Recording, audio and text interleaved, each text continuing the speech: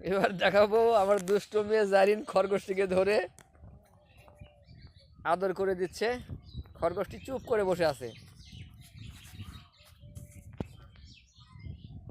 দেখি মা তাকাও, তুমি তাকাও, এমনি আমার তাকাও।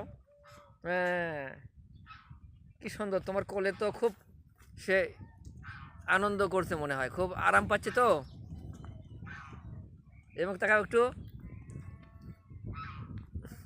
খুবই সুন্দর। ঘোরো একটু, তুমি আমাদের ঘোরো, আমার দিকে ঘোরো। খুবই সুন্দর। কি সুন্দর দেখছো। ওইভাবে ইয়ে করো না, আসর দেয় না তো। হুম, ওইটা আপু কাছে দিছে।